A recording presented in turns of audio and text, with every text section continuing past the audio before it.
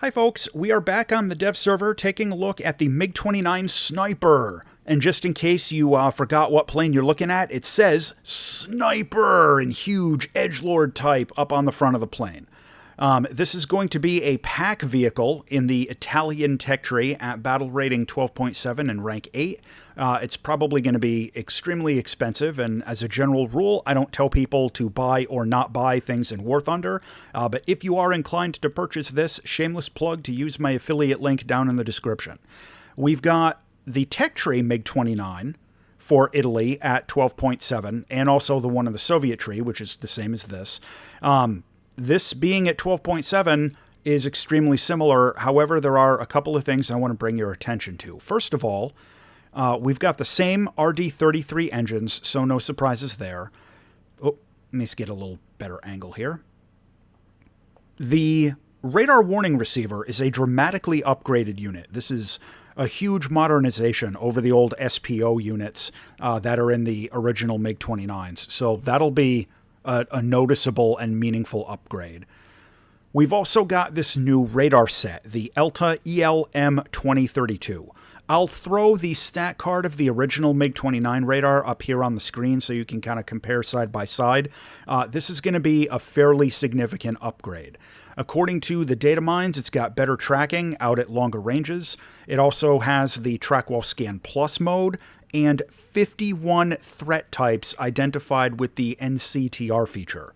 So that is going to be a significantly upgraded radar set over the original MiG-29.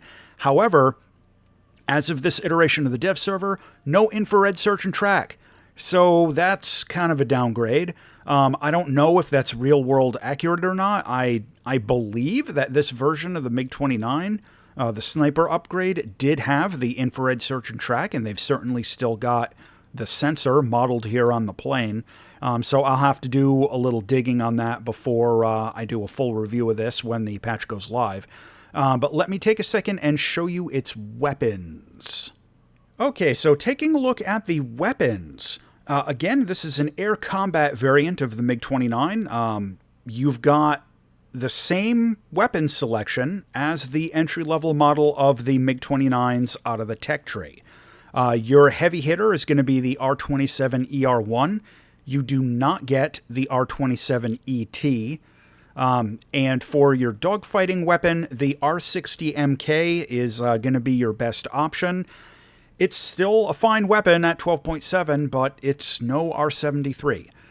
So you're going to have the same loadout of 6 pylons of, 4 short-range dogfight missiles and a couple of longer-range missiles that once you take this, I mean, it's a premium jet. You get all this unlocked by default. You're never going to take the regular R60s. You're never going to take the regular R27Rs. You're going to be using the ER1s. So that's going to be your loadout with a centerline drop tank. And again, being an air superiority fighter, not a multi-role aircraft, you've got a ballistics computer, but you don't have any precision-guided ordnance for like close air support or anything like that.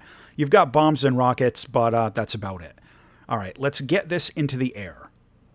Okay, so we are up in the air with the MiG-29 Sniper. I realize this is a subjective point, but it feels exactly the same to fly as the other 12.7 MiG-29s, which it should because it's got the same engines and the same flight model. However, of course, this is a test flight of a pack vehicle. I don't have this in a crew slot, so I don't have an ace crew. I'm going to black out immediately while maneuvering, but it still feels exactly the same. There are a couple of things I want to draw your attention to. You can see the radar warning receiver is the more updated Western-style unit we talked about. That is a huge upgrade. There's an error on the 3D model. You may notice that the air intakes are stuck closed in the landing configuration, pulling in air out of the vents on top of the leading edge root extensions. So that is an oopsie. Hopefully they fix that before the patch goes live. The big thing I want to show you is this cockpit. Look at this. Significantly better cockpit interior than the regular MiG-29s.